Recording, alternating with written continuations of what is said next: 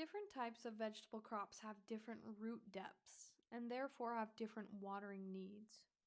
Properly watering your vegetables according to root depth will be a huge factor in the quality of your produce and your yields.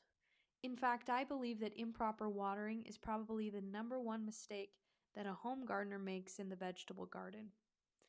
Keep in mind that if you water improperly, you'll still get tomatoes or melons or whatever it is you're growing, but the quality of the fruit or amount that you get will be diminished. So, when you are laying out your vegetable garden, you need to group your crops so that you can water them optimally according to their particular need. There are three basic groups when it comes to root depth. I'm going to go through each one. Now, as I said, how often you water will vary according to your climate and soil and temperatures, but at least these lists can give you a place to start on how to group crops and how often to water them. So here we have the first one, shallow rooted crops. You can see that these are a lot of your spring garden crops like lettuce and beets. These crops will send roots down about 2 to 3 feet, and these you'll water about twice a week for maybe half an hour or so, maybe more. Next, you have your intermediate root depth. This is going to be beans, corn, your summer squashes, pumpkins. These you'll water once a week for about an hour. And then you have deep root crops such as melons and tomatoes. Tomatoes especially can have roots that reach down 10 feet. You'll water about every 10 to 14 days. I've gone up to 3 weeks without watering my tomatoes without any sign of wilt in the high heat of summer. I water with drip irrigation in the middle of summer for about 2 hours. And this will make your tomatoes big and sweet and flavorful.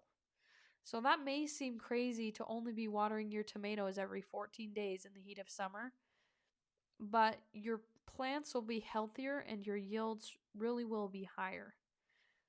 Strawberries are another one that come to my mind that really respond well to deep, thorough watering and can give you beautiful fruit in the scorching heat of July with a lot of deep, heavy water once a week. So now, as I said, you may need to adjust my recommendations a bit to your climate and needs. You might be in a place that's much hotter than where I am. I am in zone 6 and I live in a mountainous, the Rocky Mountains area in Salt Lake City, Utah. So experiment and watch your plants and observe what frequency works best for your area and garden. Maybe start with my recommendations and then adjust from there. Some of you might do flood irrigation, and so you have a scheduled turn only every 8 days or so. So I wanted to mention that there are methods involving planting and furrows that make it so that flood irrigators can deep water everything every 8 days. So I would do some research about that if that's your situation. I also know there are people that in the heat of summer, they water their lawn. They flood deep water their lawn only once a week. The normal recommendation for watering a lawn is about 2 or 3 times a week. So it really is about just figuring out your climate and really the key, always remember, you want to water slow, deep. Think about getting those roots to reach down deep into the ground and really soaking the ground instead of kind of these infrequent spray type waterings. Also, I just wanted to say there are a lot of crops that are not on these lists that will probably grow in your area.